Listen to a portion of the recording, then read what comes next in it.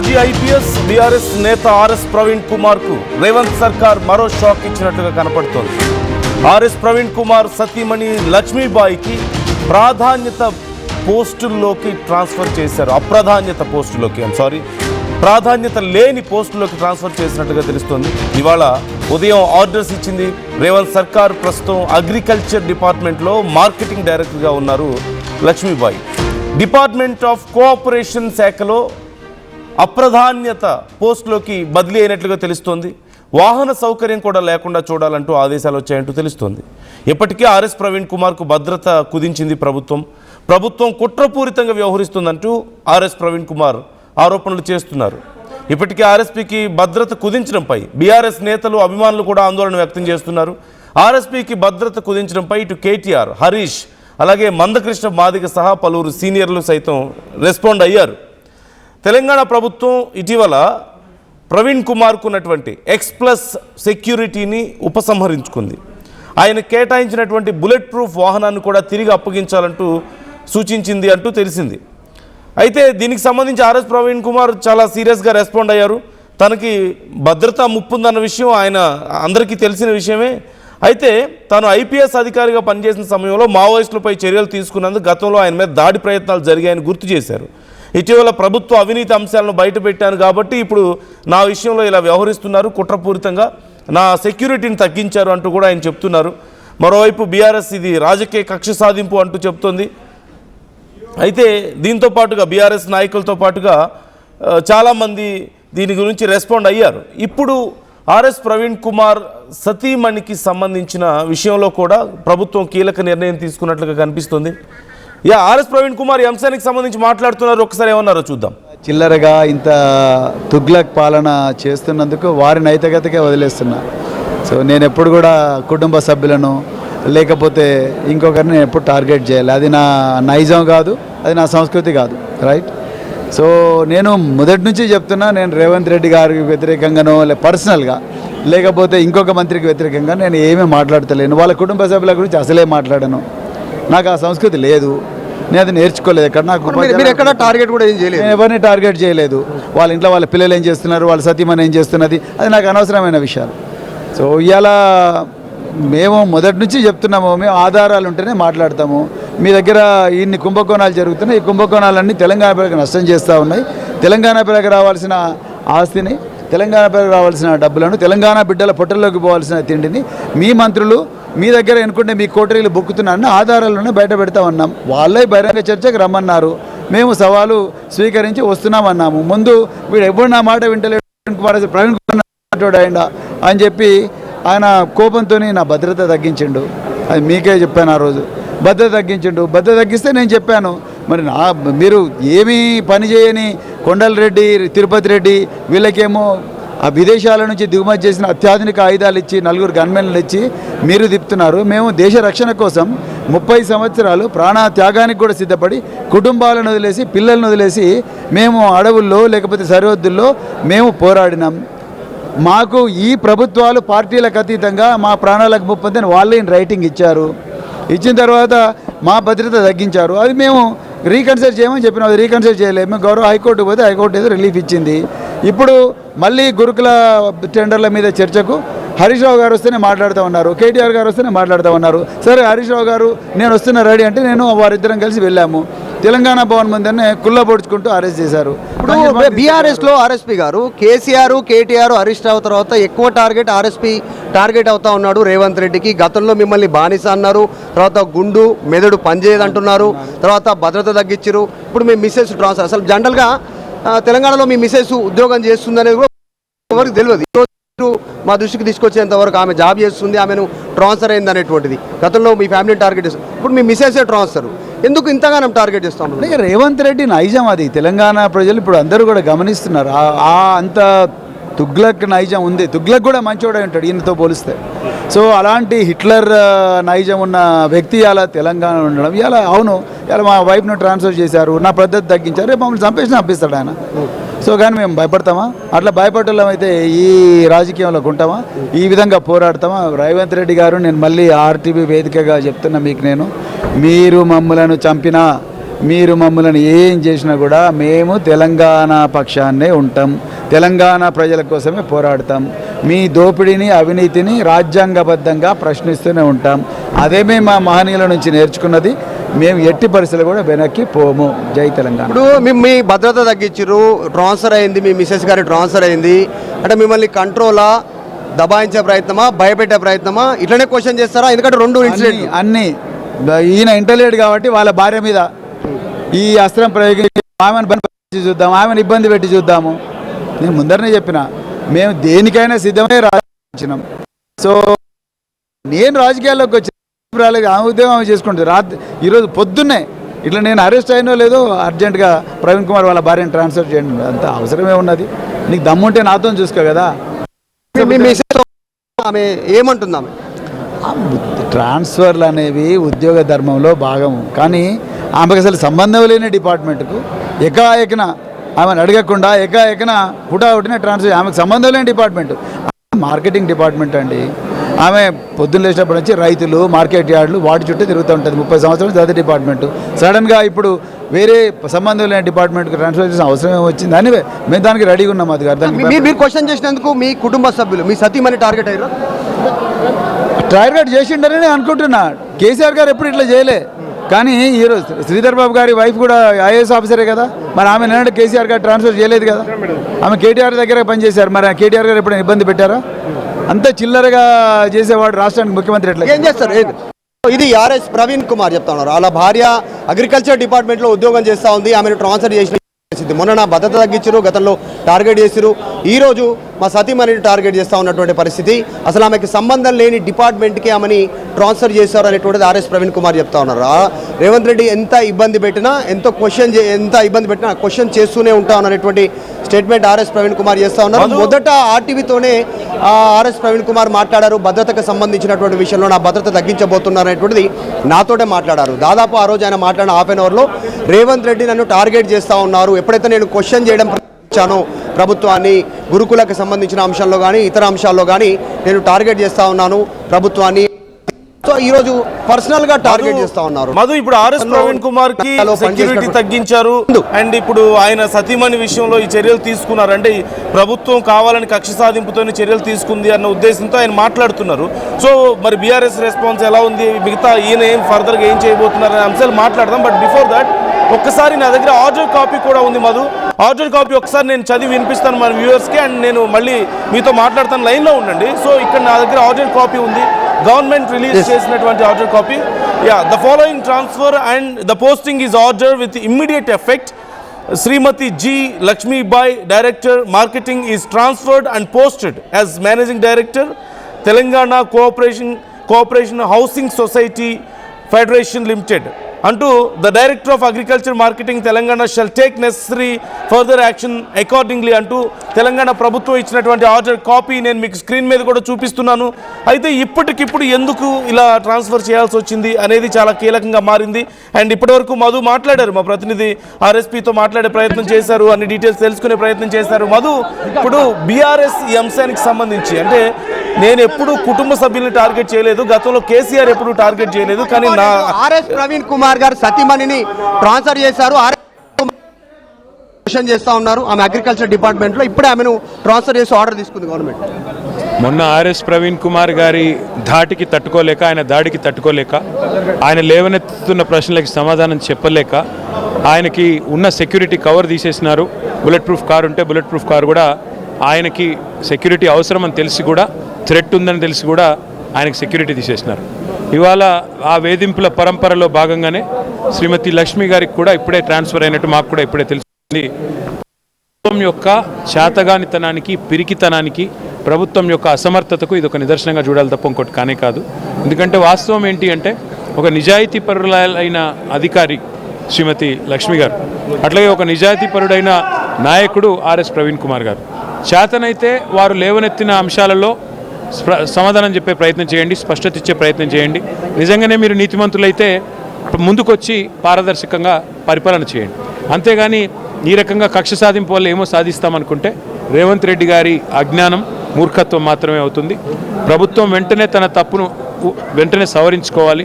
లక్ష్మీ గారు మార్కెట్ డైరెక్టర్గా పనిచేసిన ఆఫీసర్. అప్పుడు బహుజన్ సమాజ్ పార్టీలో మరి ఆర్ఎస్ ప్రవీణ్ గారు ఆ రోజు అధ్యక్షుడిగా, రాష్ట్ర అధ్యక్షుడిగా ఉన్న లక్ష్మి గారిని ఎన్నడూ కూడా మేము పొరపాటును కూడా వారికి ఇట్లాంటి చిన్న చిన్న ఇరిటేషన్లు పెట్టి ఇబ్బంది పెట్టే ప్రయత్నం మేము ఎన్నడూ చేయలేదు.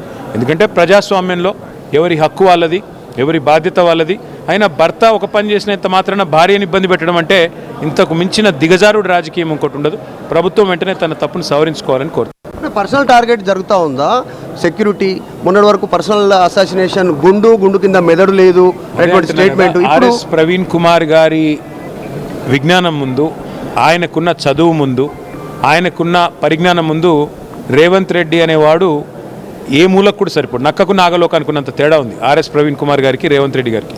కాకపోతే అదృష్టం, ఆయనకు జాక్ పాట్ కొట్టిండు, వేల కోట్ల రూపాయలు ఉన్నాయి, ఢిల్లీ మొక్కాన డబ్బులు కొట్టి పేమెంట్ కోటాలో ముఖ్యమంత్రి పదవి తెచ్చుకున్నాడు, పీసీసీ పదవి కూడా కొనుక్కున్నాడు. ఇది అందరికీ తెలుసు.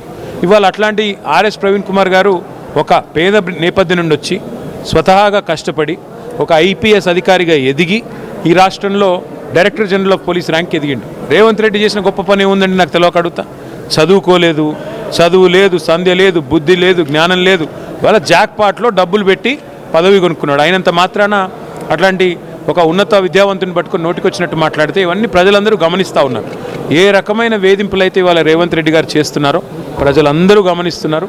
దానికి తప్పకుండా తగిన విధంగా తెలంగాణ సమాజమే బుద్ధి చెప్తుందని నేను అనుకుంటున్నాను. రైట్, ఇది వర్కింగ్ ప్రెసిడెంట్ మంత్రి బీఆర్ఎస్ పార్టీకి సంబంధించి కేటీఆర్ చెప్తా ఉన్నారు. ఎట్టి పరిస్థితుల్లో భయపడేది లేదు. క్వశ్చన్ చేసినందుకు ఫ్యామిలీ మెంబర్స్ని అటాక్ చేస్తూ ఉన్నారు. గతంలో బీఆర్ఎస్ కూడా ఉంది. బీఆర్ఎస్ హయాంలో కూడా ఆయన బహుజన సమాజ్వాదీ పార్టీలో ఉన్నప్పుడు కూడా, బీఎస్పీ పార్టీలో ఉన్నప్పుడు కూడా మేము వాళ్ళ మిసెస్ని ఇట్లాంటి ఇబ్బందులకు గురి చేయలేదు. ఎవరి ఎంప్లాయీస్ని, ఏ ఎంప్లాయీని కూడా ఇబ్బందికి గురి చేసే ప్రయత్నం చేయలేదు. కానీ ఈరోజు పర్సనల్ టార్గెట్ చేసే ప్రయత్నం చేస్తున్నారు అనేటువంటి వర్కింగ్ ప్రెసిడెంట్ మాజీ మంత్రి కేటీఆర్ చెప్తా ఉన్నారు. సో ఆర్ఎస్ ప్రవీణ్ కుమార్ కూడా కొద్దిసేపటి క్రితం మాట్లాడుతున్న సందర్భంలోనే భయపడేది లేదు, ఎంత టార్గెట్ చేసినా కూడా ఇంకా క్వశ్చన్ రైజ్ చేస్తూనే ఉంటాము, ఇంకా గట్టిగా ప్రభుత్వాన్ని అడుగుతూనే ఉంటాం అనేటువంటి స్టేట్మెంట్ ఆర్ఎస్ చేస్తున్నారు. అండగా పార్టీ ఉంటుంది ఆర్ఎస్ ప్రవీణ్ కుమార్కి. ఆర్ఎస్ ప్రవీణ్ కుమార్ ఉన్న నాలెడ్జ్ ముందు రేవంత్ రెడ్డి నక్కకు నాగలోగా అనుకున్నంత RS Praveen Kumar knowledge person అనేటువంటి స్టేట్మెంట్ చేస్తూ ఉన్నారు. సో వివాదం అవుతా ఉంది. ప్రభుత్వం తీసుకున్నటువంటి నిర్ణయాలు వివాదం అవుతున్నటువంటి సిచ్యువేషన్ కనిపిస్తూ ఉంది. ఇప్పుడు ఆర్ఎస్ ప్రవీణ్ కుమార్కి మొన్న భద్రత తగ్గింపు, బుల్లెట్ ప్రూఫ్ వాహనం తొలగింపు, ఈరోజు ఆర్ఎస్ ప్రవీణ్ కుమార్ సతీమణి లక్ష్మీబాయి అగ్రికల్చర్ డిపార్ట్మెంట్ నుంచి ఈరోజు సంబంధం లేని డిపార్ట్మెంట్కి ఆమెను బదిలీ చేసినటువంటి విధానం. సో వీటన్నిటి మీద బీఆర్ఎస్ ఫోకస్డ్గా ఉంది.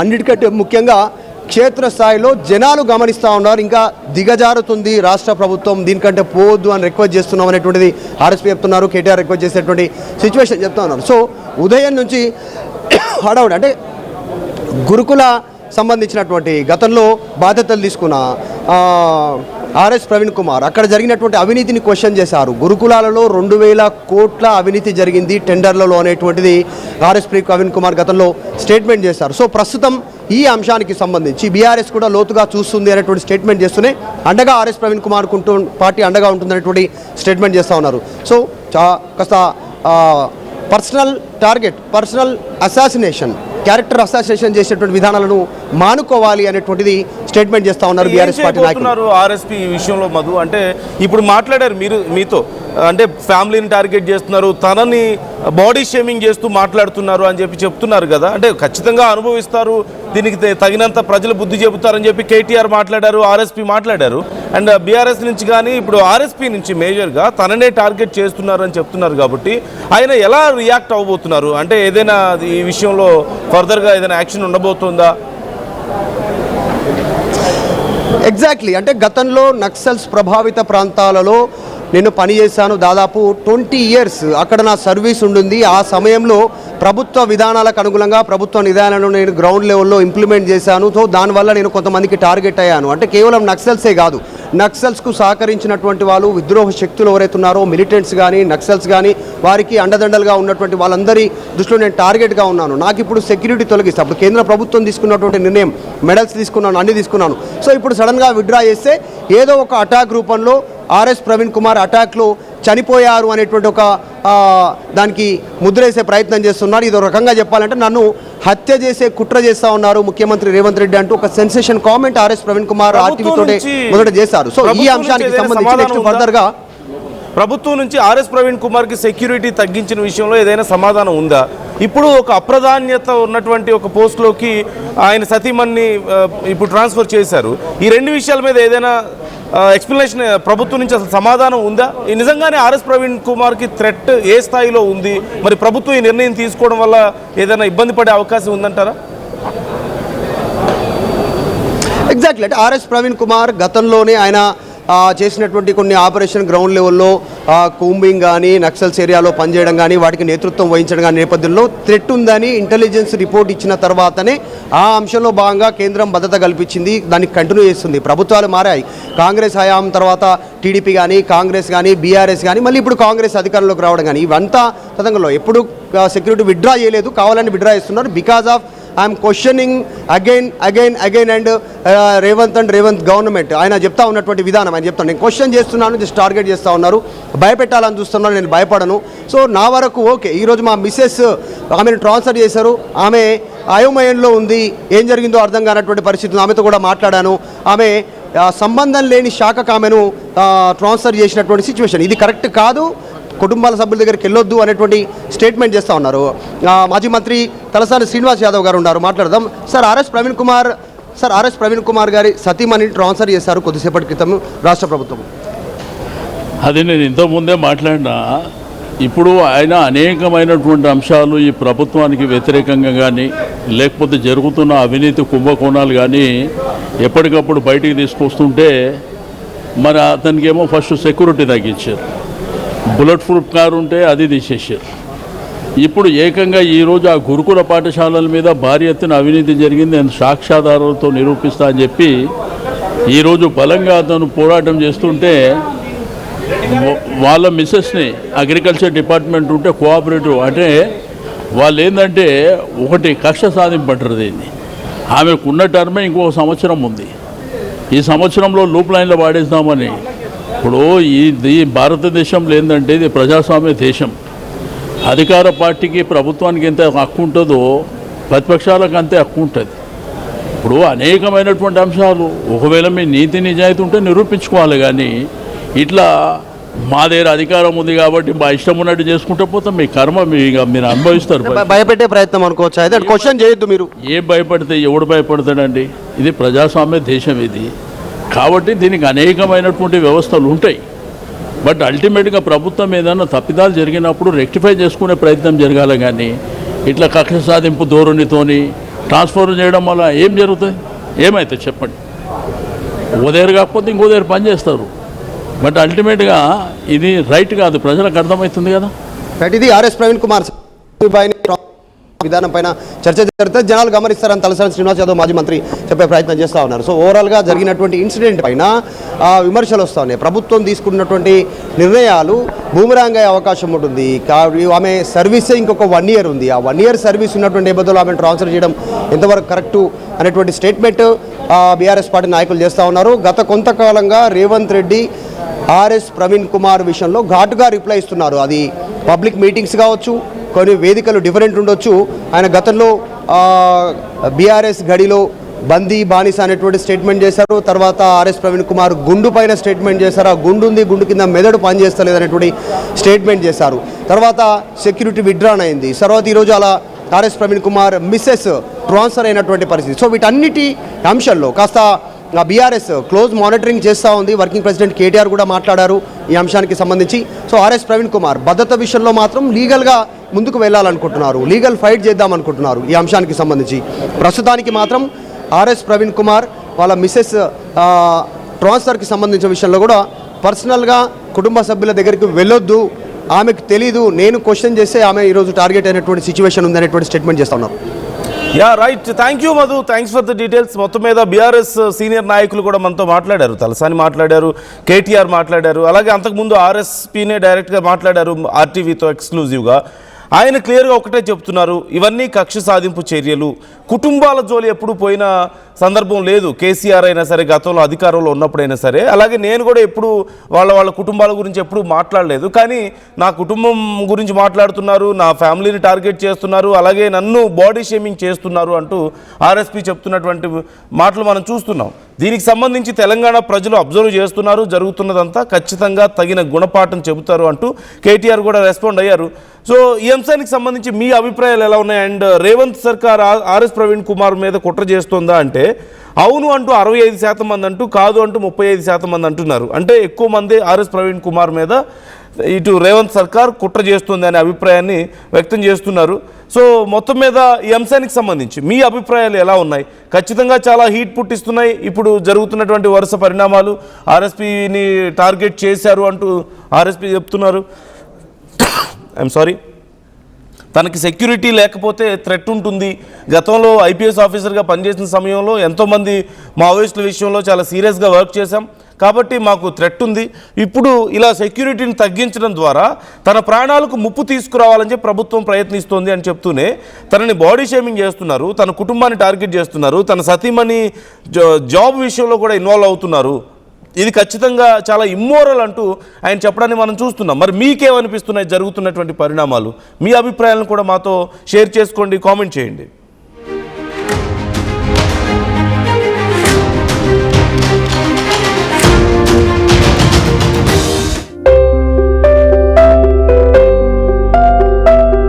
చిన్న చిన్న ఆనందాలు 35 ఏళ్లుగా నా జీవితంలో లేవు. 35 ఏళ్లుగా నేను డైపర్లలో బ్రతికాను. 6 సెంటీమీటర్ల ఫిస్టులా నా మూత్రాశయంలో లీకు కారణమైంది. ఎవరూ నాకు సహాయం చేయలేకపోయారు. ఏఐఎన్యూలో వైద్యులను కలిసే వరకు అక్కడ వారు రోబోటిక్ శస్త్రచికిత్సతో నాకు పరిష్కారం ఇచ్చారు. వారు నా ఆత్మవిశ్వాసాన్ని కూడా తిరిగిచ్చారు. Precision Care makes it possible. The Center for Robotic Surgery at AINU